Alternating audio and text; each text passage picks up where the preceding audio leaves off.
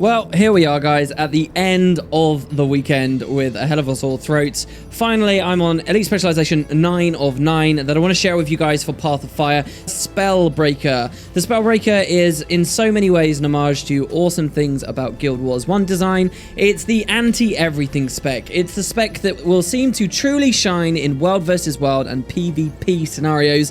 Perhaps we'll have some use in PvE, which we'll get into very soon, but generally looks like an awful lot of fun. I love the lore behind it. I guess it all just comes down to how meaty, weighty, and fun the thing feels. So let's jump in. The Spellbreaker is a highly trained warrior who strikes the very weave of magic to weaken their foes. They traditionally carry daggers, symbolizing the broken weapons of the Order of the Sunspears. Spellbreakers use meditations to see past their enemies' defenses. They can use their adrenaline to perform a full counter, absorbing the next attack against them and damaging surrounding foes.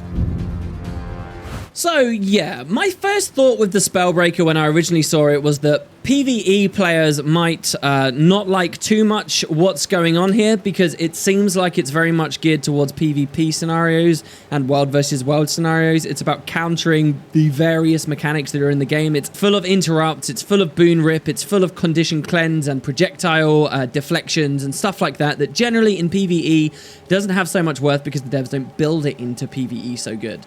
But that said, I think for players who do enjoy those areas of the game, this thing's going to be an utter blast, and there is still space for it to have some meaning in the PvE encounters. The Spellbreaker is a very cool elite specialization in that it doesn't actually get one new weapon, it gets two. It doesn't just get a main hand, it gets a main hand and an offhand, and those would be daggers. So the devs could have just given this main hand dagger and called it there, but that would have felt a bit weird, because then what do? In 2 years, they do a different spec that has an offhand dagger, but you'll never be able to use the daggers together. So they kind of break the rules a little bit here, just in the name of fun, and I think that's very fitting considering this is the warrior class. Warriors have always been about wielding tons and tons of different weapons, so the combos available on this one are just wild. We can go axe main hand, dagger offhand, as you'll see here. We can go sword dagger, we can go mace dagger. This is actually a hammer I'm equipping here, and that was a great sword I equipped in a second ago. But we can do any kind of different main hand, and then we can combo any kind of offhand we like as well. So maybe we can run dagger mace or dagger shield. In fact, dagger shield, I think a lot of people have been saying, is a very strong way to go about this spec. So you can really dart around, play with a lot of things. The only weapon you can't combo with is go dagger torch, because of course the torch belongs to the berserker. So where the Berserker really played with the idea of burst abilities, it gave us new bursts on every warrior weapon, and it really kind of power creeped all of those bursts and made extra versions of them for us. The Spellbreaker goes in the opposite direction. It actually is more about clarity of mind instead of berserking rage and craziness. And in terms of mechanics, they actually take away some of the adrenaline play. Instead of going all the way up to 30 adrenaline and having tier 3 bursts, the Spellbreaker is a lot calmer than that. We go up to tier 2 adrenaline, and only the first tier bursts are available. In the core balance patch recently, you may have noticed a change here on Berserker's power. Well, that's kind of to facilitate the fact that the Spellbreaker works quite differently in terms of what it does with its adrenaline.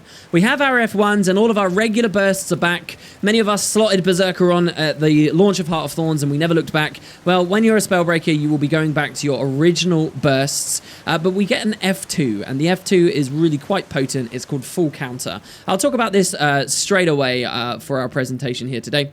Full Counter. This is a burst. It costs adrenaline to use. And it will use up 1 bar of adrenaline, just like, say, if we used our F1 instead. And here's what it does. It says we absorb the next attack that comes in against us, and then we counterattack everyone who's nearby. The foes that get struck by this counterattack are then interrupted. So this is a very fencing playstyle to me. This, to me, the Spellbreaker mechanically very much feels like where Warrior meets Denial Mesmer from GW1, Denial Domination Mesmer with all the interrupts and heavy aggro and aggression that came from that back then. And fencing's always been kind of a fun thing in Mesmeriness and Guild Wars 2 as well with its swords. So here, I'll show you guys what this looks like. We'll come to these golems, we'll build some adrenaline with our daggers, and here I will pop my F2. So you'll see I'm in a countering state with this beautiful animation, And if someone attacks me during that, the damage goes to 0. We take nothing. It's not necessarily a block like you'd expect as a parry on a mace or whatever. We actually take 0 damage from that. And then we do this big counter around us. That counter interrupts, it dazes people, it hits 5 targets, and it's totally unblockable. So really nice counter. And we can use this fairly frequently too, guys, especially if you're trading a lot of core stuff to give you plenty of adrenaline. So it's not that adrenaline's useless on the Spellbreaker. It's not that we never care about it anymore. It's just we use it for kind of a different purpose, a much more defensive and meditated purpose. We're specifically using it when we see damages coming in, instead of just sort of going nuts and spamming tons of bursts as you see a lot of Berserker game players. This is a lot like what they did with Daredevil versus Deadeye, where the 2 most recent specs you can really feel have gone to opposite ends of the spectrum to hopefully appeal to every different kind of player. So here we got a Mesmer. I were an NPC Mesmer. I actually try and show you full counter on this guy. Oh god, he's already dead. Jesus, that Deadeye sniped him. Well, here we can full counter hopefully one of his downstate abilities. No, we never quite made it. Anyway, there you go. He's dead. So yeah, that's full counter. All of our regular bursts are there. They will only be tier 1 bursts. And I suppose one of the best ways to start off with the Spellbreaker really is to go into our traits and just look at the minors, and you guys will get a feel for what this is like before we go into the daggers and stuff. So first, our original minor describes what I've just shown you all.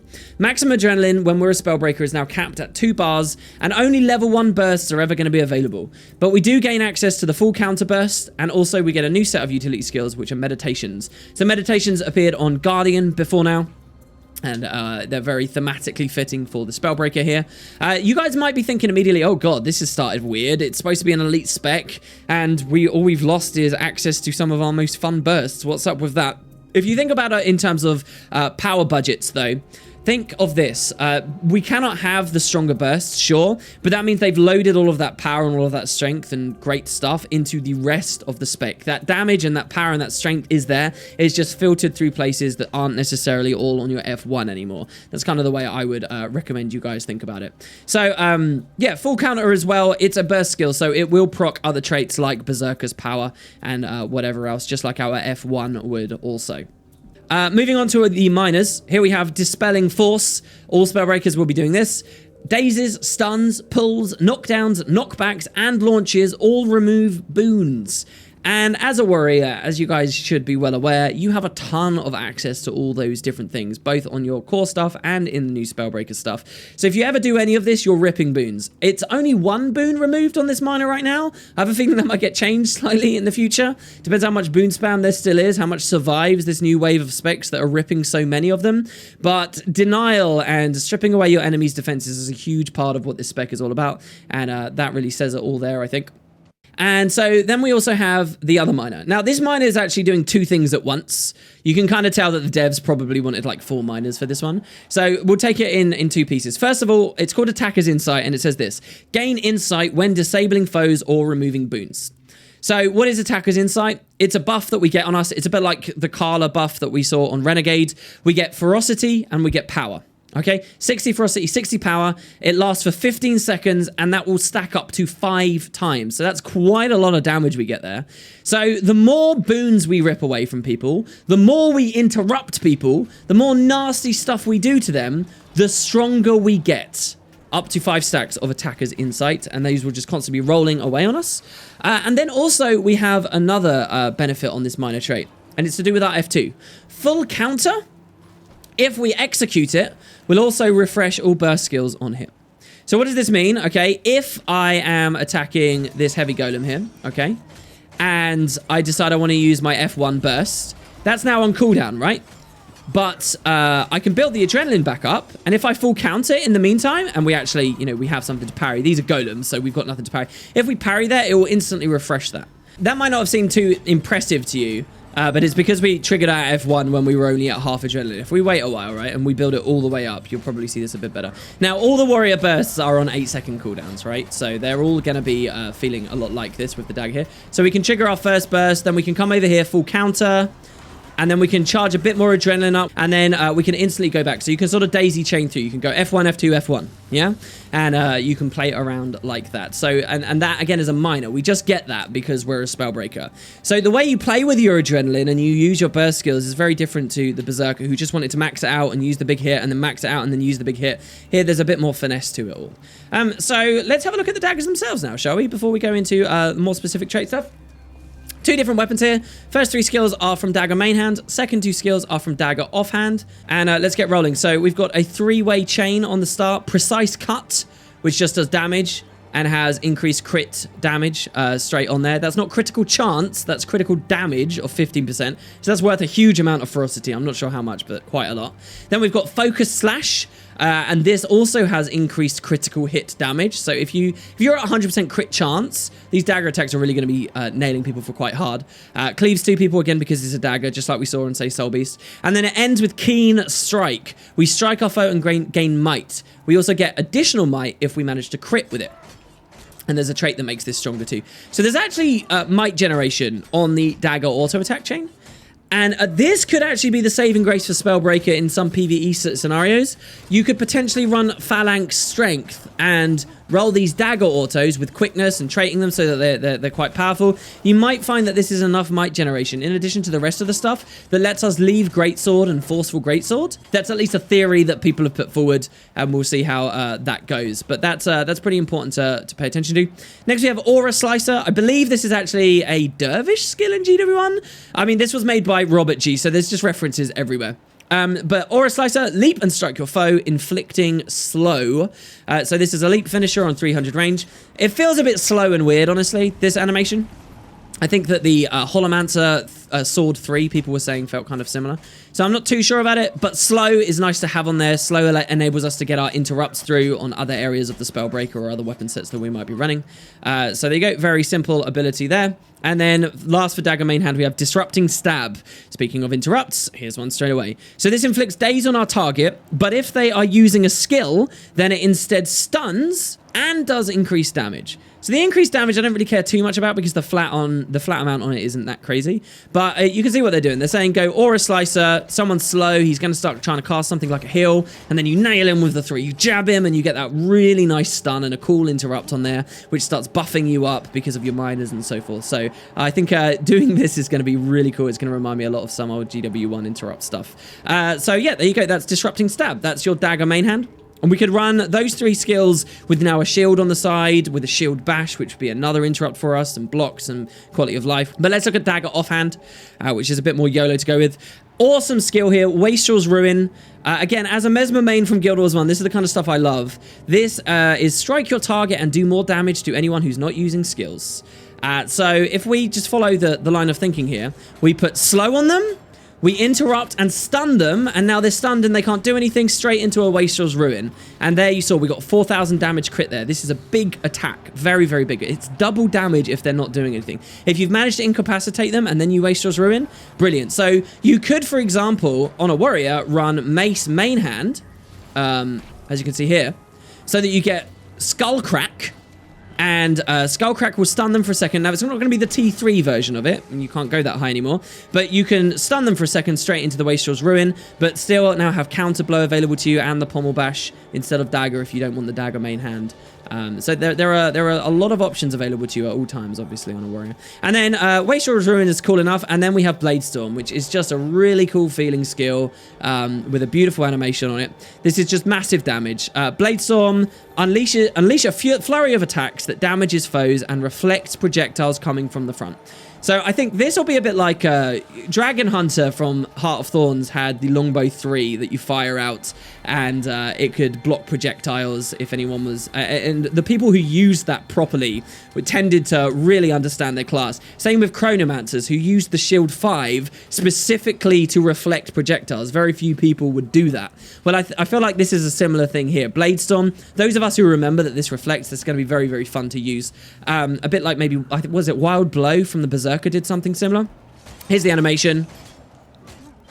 Truly gorgeous. Just tons and tons of blades. This is the real 100 blades, guys. Also gives us swiftness for some reason and stacks a ton of vuln on the target. So if you stack a ton of vuln and then you manage to get the crit on the Wastrel's Ruin afterwards, you're really going to be dicing a lot of damage out there. So there you have it. That's your Dagger. There's also the Dagger Burst to talk about, sorry. So this is your F1. It's called Breaching Strike. We strike our target and rip boons. It's 2 boons that we rip. So if we manage to land that and we do rip the 2 boons, that's double attacker's insight we're getting, for example. It's also a leap finisher, and from a reasonable range, it's also unblockable.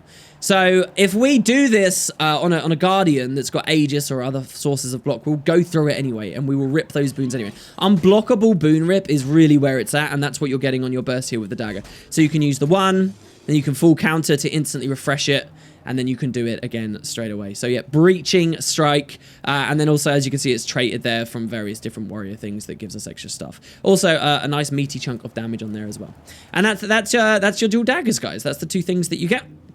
And I think that I'm really actually quite happy that they put dual daggers on the Spellbreaker. The thought that they would kind of cop out and not do that, just because that was sort of the established rule, would have made this feel like there was a lot less to it, which kind of would have sucked. All right, so with the weapons done, with the burst done, with all of that, now let's go have a look at our utility skills. Again, Spellbreaker is kind of the anti-everything spec. So that's what you should expect as we go through here. First, natural healing. I think Rangers in the first game had something like this. So it's not just about anti-boons and clarity and peace of mind on enemies, but it's also kind of about that on him too.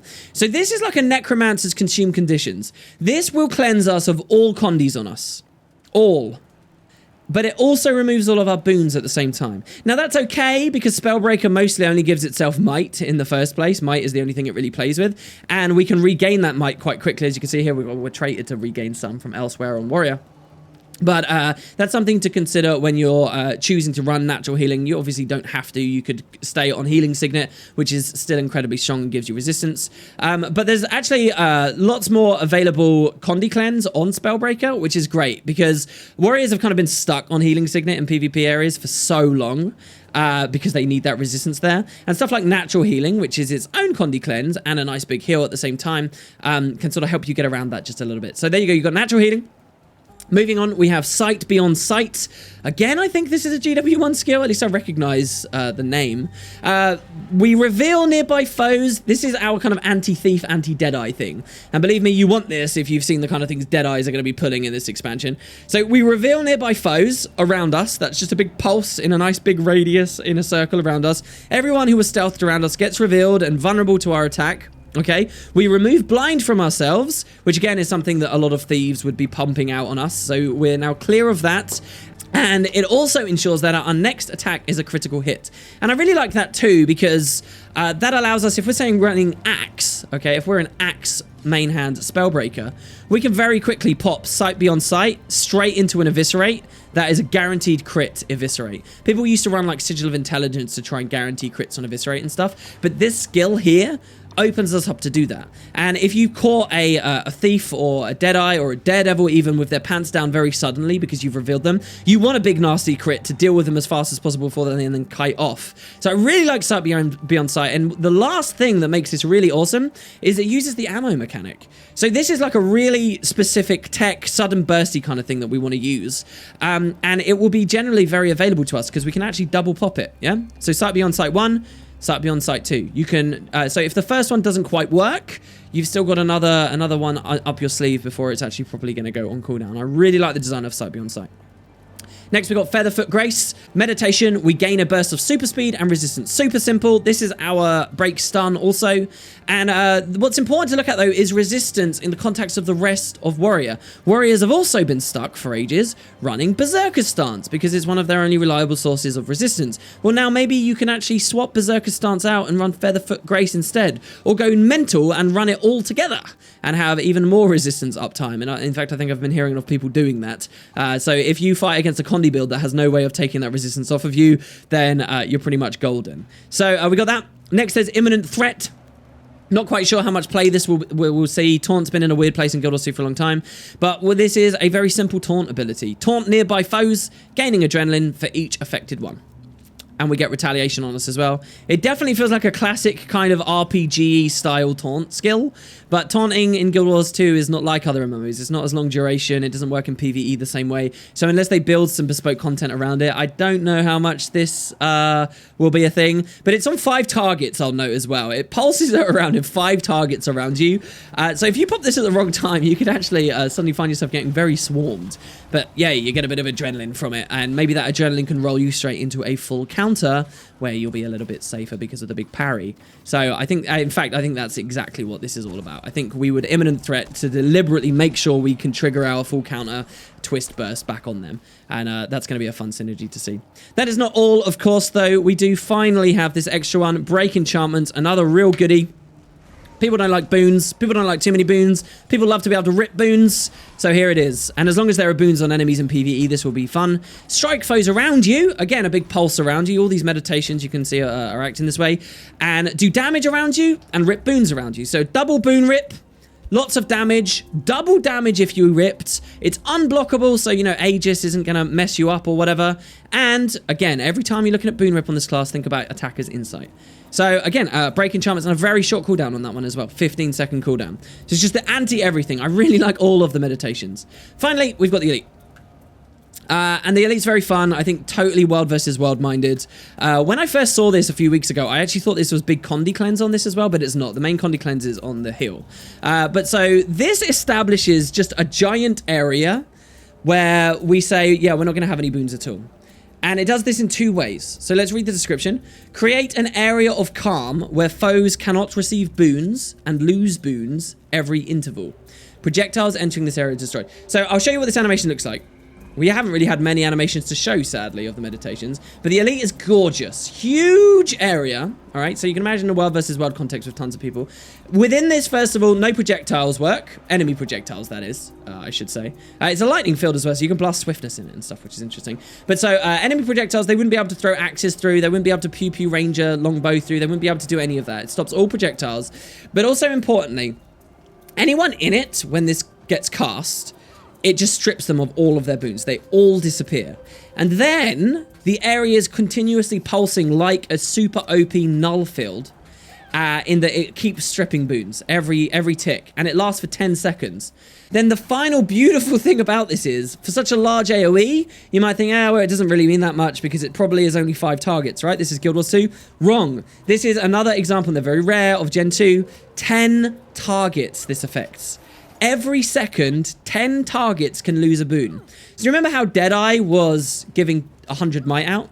This is under a perfect scenario, just from, not even counting the initial big strip, it could potentially take 100 boons off of a Zerg, potentially, if it hit all 10 targets, all 10 ticks for the entire duration, which is kind of silly to think about, but is very true. And then, on top of that, if that's not enough, I just mentioned it double dips, it also says if you're in the area, you can't receive any new boons. Anyway, so if I'm in the area and I've just, I'm a ranger and I've just popped Rampage as 1, I've popped my Elite, I've got my Stab, I've got my Fury, I've got my Swiftness, I've got my Might, and I suddenly just see that it's all dipped off, and I'm like, oh god, I want my Swiftness back, and I tried to swap to my Warhorn to give myself Swiftness back, but I'm still in the Winds of Disenchantment. I can't do it. No reapplications even work.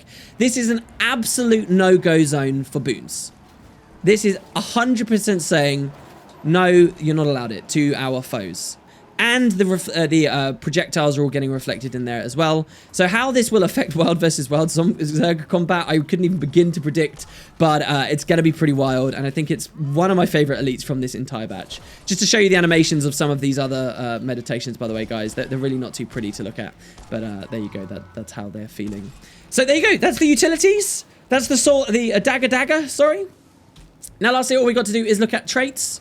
Traits are fairly simple. We're not looking at anything crazy like Hollowmancer, but there are some fun things to sort of go through. So first, let's check out the middle line. First, we have Guard Counter. This augments our F2, giving us protection if we finish off a successful full counter, which is very nice.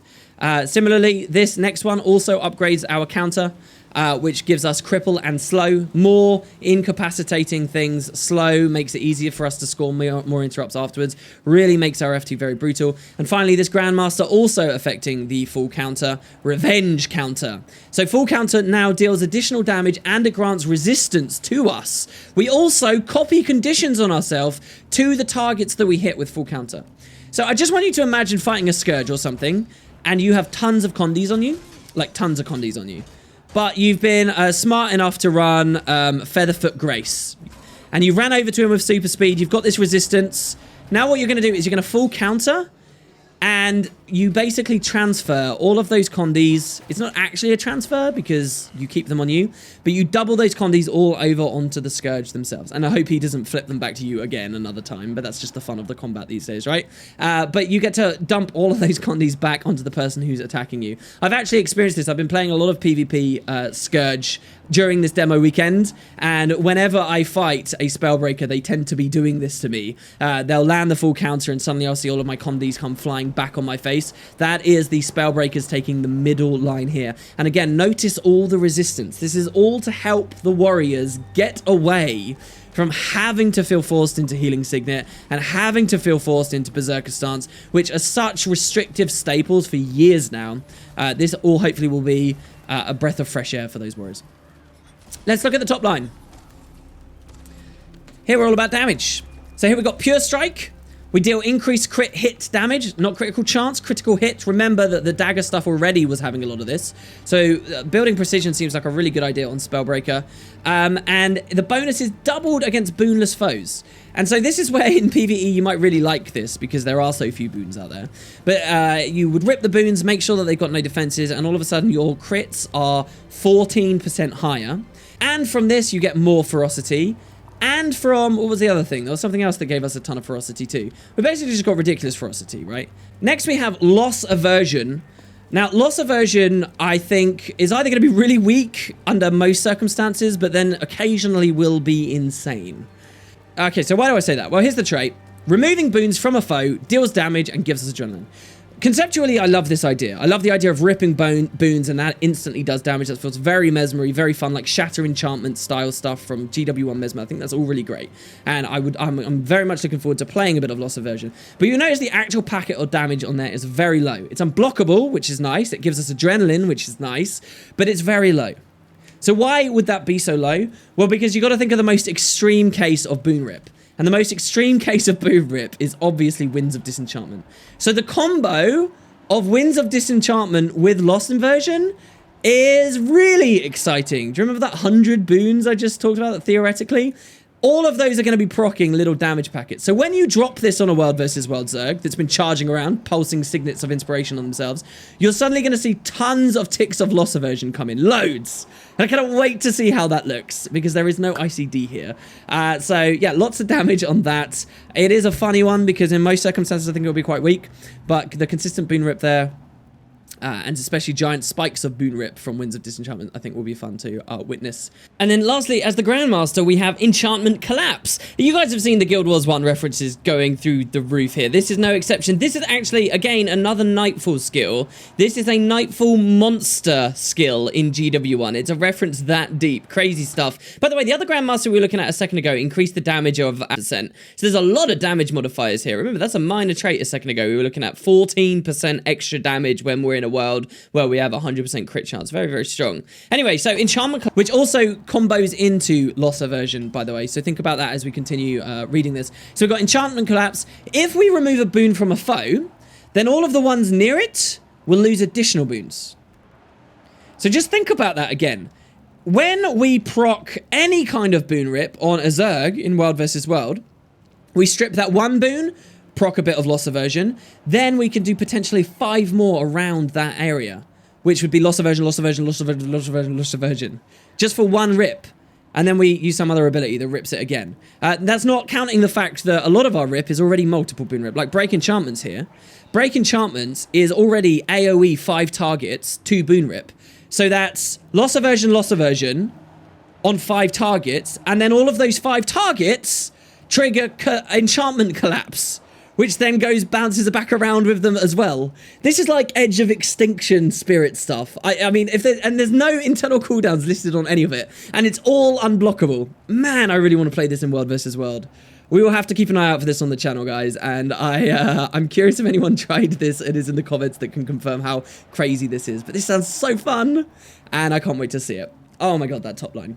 All right, and then last of all, and when I say last of all, I really mean last of all. This is the last spec. This is the last line of traits. This is the last stuff for us to go into. Let's have a look at the bottom of Spellbreaker. No escape. Dazes and stuns will inflict immobilize. You remember when I talked about Mace main hand, where we could maybe pick this up? Well, we've got the skill 3 on there. Well, that now becomes an immob. Is that already working? There you go. So we can now immob with our 3, and we can immob with our F1, and we can... There's basically a lot more immob that we've got available to us there. Next, we have Sun and Moon style. This does 2 different things, both to do with daggers. One of them is really interesting. First of all, if we've got a main hand dagger, our interrupts grant us quickness. Very mesmery, very chronomancery, and that quickness helps us, you know, get more interrupts in shorter spaces of time, and so on and so on. So that's all very fun. But it's the offhand dagger that I'm really interested in. As long as we're running an offhand dagger, we will heal for a percentage of our outgoing critical damage. And there's crit damage all over the place, all over the shop. You know, we could be running pure strike up here as well, right? Which gives us a lot more crit damage. So 7% of our crits become heals. So thieves will know what this feels like. They have a grandmaster that's like this. They have a signet that sort of feels a bit like this. So I wonder whether we can play really sustainy spellbreakers simply by running this trait here and going for lots of heavy crits. It's also on the dagger offhand, which also, probably by no coincidence, is the Blade Storm one, which is lots of little packets of damage, which of course then will be lots of little heals. So I think this is something really to keep an eye on, guys, because you'll notice as well, this isn't when you critically hit heal and then it's got a number. This is just 7% of your crit damage becomes healing. So if you crit someone for 10,000 damage, you will heal for 7% of that. And that may not sound like too much, but when you especially get into some of these crazy heavy damage PvE scenarios, that could suddenly be a lot of healing coming in, a lot of sustain. And then you can combo that. Don't forget, we're on a warrior, so you can combo that with all kinds of other sources of passive regen, adrenal healing, and healing signet, and so on. And maybe find yourself having a lot of sustain. And then the last Grandmaster of the Generation 2 Elite Specializations is Magebane Tether. And this one's actually quite wild. This one is very cool. So whenever we hit with a burst skill, we now cast an extra ability. We cast the Magebane Tether. And the Magebane Tether is more anti. I view this as kind of anti-thief, but it's just generally very helpful for close quarters fights. So the Magebane Tether does this. We tether to our target, and if they try to run away from us, then we pull them back. We get Might and Reveal every second that the tether is there. So I really like the design of this. It puts your foe into a lose-lose situation. So here I'm going to pop Skullcrack, and now I'm connected to the Golem. As you can see, the Golem's revealed, so he can't stealth to get away from me. Very useful against those Deadeyes. And if he tries to leave, then I pull him into me. It's a bit like GW1's Scorpion Wire is immediately what I thought of when I saw this. So we'll Magebane Tether this guy. Well, he's dead now. So we'll Magebane Tether this target Golem over here. And essentially what it says to people who are fighting Spellbreakers is, okay, you can try to run away, but you'll be in trouble, or you can try and fight in this area, and for as long as you do, you're going to be giving me might, and you're not going to have any easy ways of hiding because you're going to be revealed. Now, the Deadeyes can use their new cantrip to counter this, and there's lots of little fun things there. But if you look at my might right now, guys, I've got 16 might, 15 might, 18 might, 21. You get a ton of might from this. So fighting against the Spellbreaker is a very interesting decision people have to make. Do they try to break the tether to stop all that might rolling in so that they can then come back harder? Or is the CC too scary to them? Can you try and blink away and then you'll get pulled in after you've blinked away but not the full distance? There's a lot of fun little counters and things there. You basically put your foe into a losing situation there by running Magebane Tether. And that's the way that the Spellbreaker works, guys. You kind of get 2 big choices on your counter here. Do you want Condi resistance on full counter, or do you want the tether on your full counter? And it depends on the kind of character I think that you're playing against. And yeah, so that is Spellbreaker. Like I said, I think the top line is the one that I'm most interested in. I live and breathe the GW1 Mesmer stuff. I think this stuff's all so fun. And hopefully I've given you a good demonstration of this. This one is coming right at the end. My throat is absolutely blasted, guys. This has been a lot of recording. And hopefully the quality didn't go down too much at the end there. I hope you've enjoyed the series. I hope you didn't find it too spammy with the videos. I have been trying very hard to teach you as much as I can about Path of Fire. And I'd love to hear what you guys think. Obviously, at this point, we're just waiting a few more weeks for the thing to actually come out. If you are interested in picking up the game, I have a link in the description. If you're going to get any friends into the game because you're excited about some of these elite specializations, please don't be scared to remember that link and use it. It is incredibly important and very cool if you do. Or if you're not thinking about that, if you just think I did a good job, if you want to help out, something you can do that would be amazingly helpful, and I haven't reminded anyone of it for ages, but I am on Patreon. So if you like series like this, if you like initiatives like this, if you want to help me get more stuff out, visiting me on Patreon and thinking about maybe supporting over there is super useful and probably the best possible thing you guys could do for me. So links to all that relevant stuff will be down below. If you manage to sit through all of these videos, all of this rambling, and get through the various mistakes like me forgetting how to say the word renewing during the Deadeye video, thanks so much, guys. You're a boss, you're insane, and I'd love to hear in the comments if you managed it. Also, interesting build craft for the Spellbreaker, and I will see you guys very shortly for more videos on POF. Cheers, guys. Have a good evening.